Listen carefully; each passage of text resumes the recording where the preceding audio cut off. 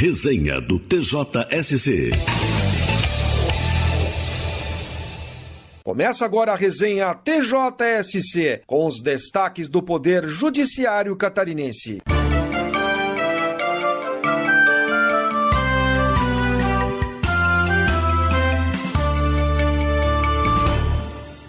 Justiça rejeita denúncia do Ministério Público contra dirigentes públicos por desvio de recursos. Mais informações com o repórter Diego Souza. O Tribunal de Justiça, em sessão judicial do órgão especial da última quarta-feira, decidiu rejeitar denúncia formulada pelo Ministério Público contra ex-dirigentes do Executivo Estadual por suposto desvio de recursos do então Sistema Especial de Incentivo ao Turismo, Esporte e Cultura, o CEITEC, registrado no período compreendido entre maio e setembro de 2010.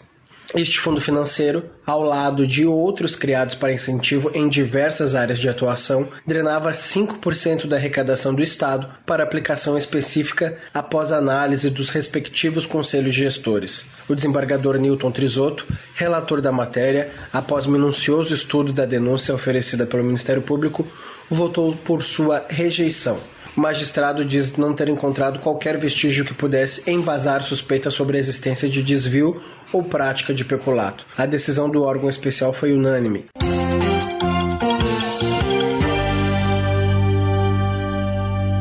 Pai pagará pensão alimentícia para a filha que cursa a universidade em Buenos Aires. Detalhes com a repórter Gabriela Halpe. A primeira Câmara de Direito Civil do TJ confirmou decisão interlocutória que reconheceu o direito de uma jovem de 20 anos receber pensão alimentícia de seu pai, estabelecida em valor equivalente a 6 salários mínimos. A maioridade não foi óbice para a concessão da pensão, embora o valor arbitrado não tenha agradado a moça que estuda medicina em tempo integral na cidade de Buenos Aires e diz ter despesas mensais em torno de R$10 mil.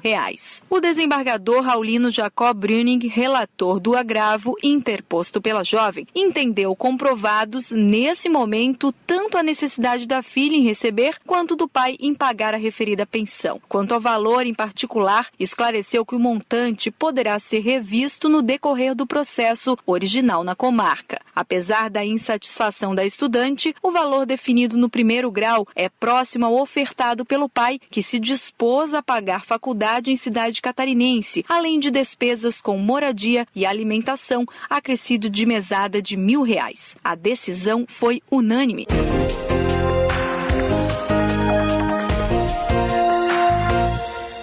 O órgão especial do Tribunal de Justiça, em sessão da última quarta-feira, aprovou movimentações na carreira da magistratura de primeiro grau. Os juízes Mônica Fracari e Eduardo Borassis Burg foram promovidos por merecimento, respectivamente, para a segunda vara cível da comarca de Videira e vara única da comarca de Mondaí. Já os juízes Rafael Gemer Condé e Alexandre Moraes da Rosa tiveram pedidos de opção deferidos para assumir, respectivamente, a vara de execuções penais da comarca da capital e o juizado especial civil e criminal de Santo Antônio de Lisboa, na comarca da capital, Fórum do Norte da ilha.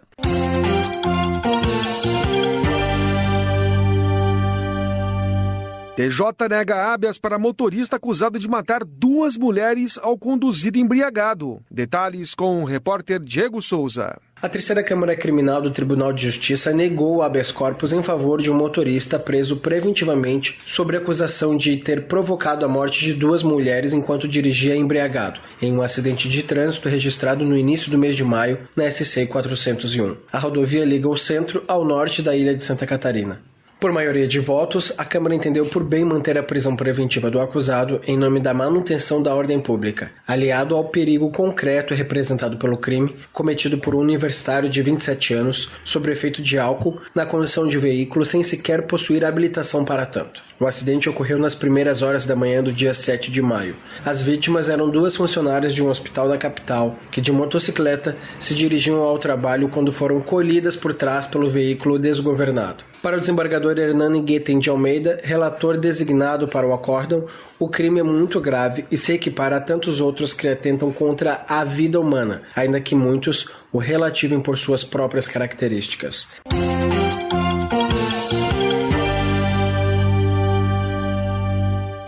Tribunal de Justiça nega danos morais a condutor de lancha envolvido em acidente com Banana Boat. Mais detalhes com a repórter Gabriela Halpe. A terceira Câmara Civil do TJ julgou procedente a apelação interposta por um militar contra a decisão que lhe havia condenado ao pagamento de indenização por danos morais em favor do proprietário de uma lancha envolvido em acidente náutico registrado em cidade do litoral catarinense. Na ocasião, em 2011, a embarcação abalroou um equipamento comumente chamado de Banana Boat, que resultou no ferimento de uma menina de 11 anos, cuja perna foi parcialmente amputada em decorrência das lesões sofridas. Na ação, que propôs em primeiro grau, o condutor requereu danos morais por conta de uma declaração do militar na época delegado da Capitania dos Portos sobre sua eventual recusa ao submeter-se ao bafômetro logo após a ocorrência do sinistro. Em seu recurso, o réu afirmou não ter realizado conduta contrária à lei, visto que a exposição do apelado se deu pelo próprio acidente em que foi considerado culpado por sindicância administrativa. E que ainda, anteriormente à sua entrevista, a imprensa já havia noticiado sobre a eventual recusa em realizar o exame de alcoolemia, baseada em informações do condutor do Banana Boat. O desembargador Fernando Carione, relator da matéria, não vislumbrou na declaração do delegado artifícios com o objetivo de manchar a reputação do apelado, mas sim esclarecer à imprensa informações preliminares que lhe foram repassadas. A decisão foi unânime.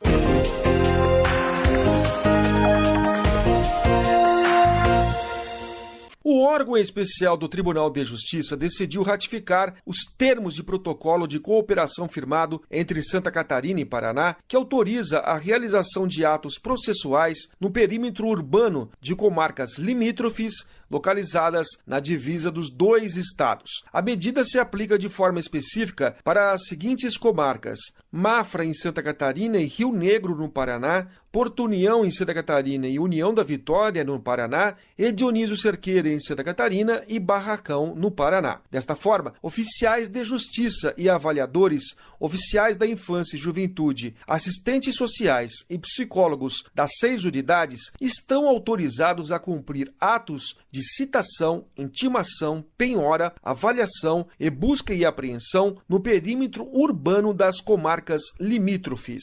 Agilidade processual e economia de gastos foram levados em consideração, uma vez que as sedes das respectivas comarcas funcionam em cidades gêmeas, em que a divisão territorial muitas vezes se dá pelo canteiro central de uma avenida em meio urbano. Anteriormente, para promover a citação de uma parte residente no outro lado da rua de frente ao fórum, mas já no estado vizinho, era necessária a expedição de uma carta precatória.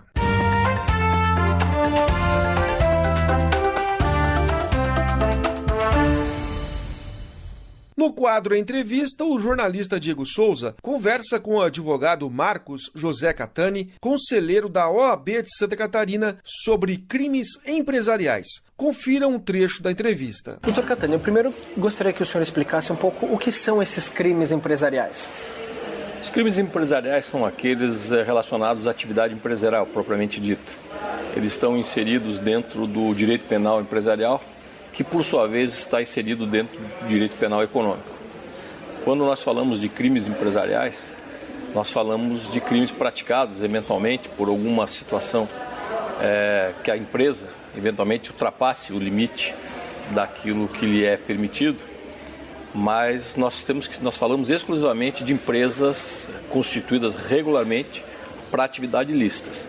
Nós não falamos de empresas que são criadas com o propósito de práticas criminosas, que embora ainda que tenham práticas, acabem incidindo em práticas também consideradas exclusivamente de atividade empresarial, a finalidade não é essa. A finalidade é o crime comum, estelionato, fraude. O crime empresarial, ele é diferente do crime do direito penal econômico, porque o direito penal econômico tem uma amplitude maior. Ele tem um foco, além dos crimes empresariais, que lhe é abrangido, as questões aquelas muito mais graves, corrupção, lavagem de dinheiro, que embora constituam também algumas vezes relacionadas a empresas, mas não são o foco efetivamente da análise do crime empresarial. O crime empresarial ele já é antigo, né? Teve presente em todas as épocas. Nós falamos aqui da lei de sonegação fiscal de 1965, mas ele teve mais evidências nos tempos atuais, seja pelo aumento de empresas, pela modernidade das empresas e principalmente pela modernidade do aparato do Estado em promover cobranças, a fiscalização e regularização dessas empresas. Então nós estamos esse é um motivo de evidência, mas também ela começa a se tornar mais acentuada em virtude das questões econômicas. O país passa por situações econômicas mais complicadas e aí nós temos dois extremos. De um lado, o Estado, que depende exclusivamente da arrecadação de tributos, e de outro lado, o empresário, que passa a ter a dificuldade econômica. E o que acontece? O tributo para o empresário, ainda que seja uma obrigação e ainda que seja uma necessidade para custeio do próprio Estado, ele dentro da escala de produção, digamos assim, ele não é a prioridade. Os salários são prioridade, o custeio da mão de obra, da matéria-prima, o custeio da própria manutenção da empresa, essas são as prioridades. E aí a crítica que muitas vezes se faz é o seguinte: o Estado ele não tem uma política de incentivo à recuperação da empresa. Nós falamos aí de refis, aqueles refis que são propostos muitas vezes depois que a empresa já está em sérias dificuldades financeiras e possivelmente, dificilmente consegue retornar isso.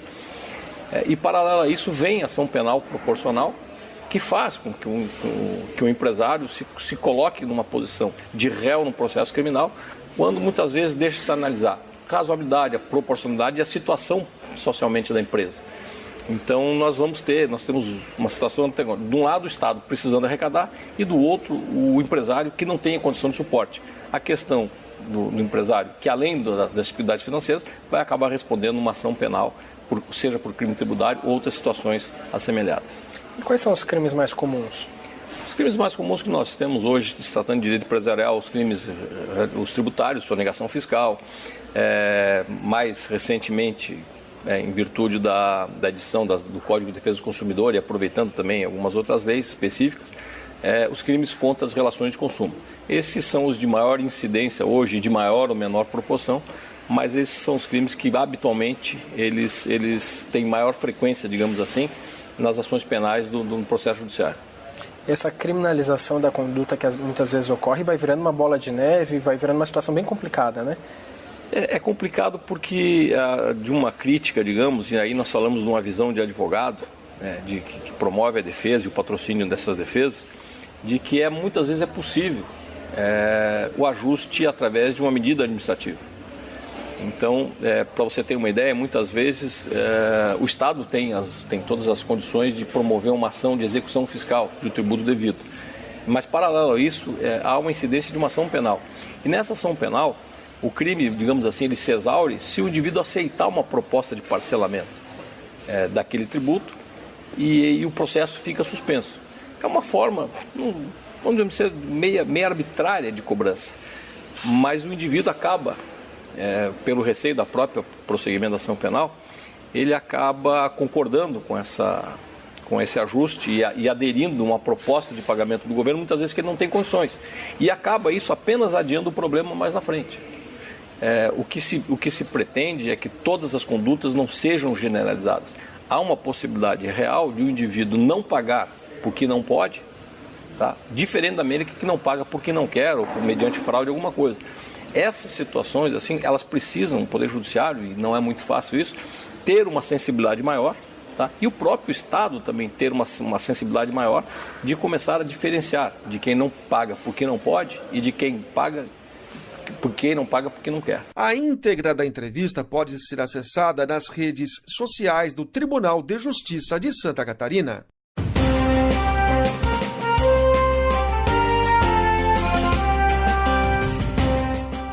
Essa foi mais uma edição da resenha TJSC. Apresentação Marco Aurélio Gomes. Participação de Gabriela Halpe e Diego Souza.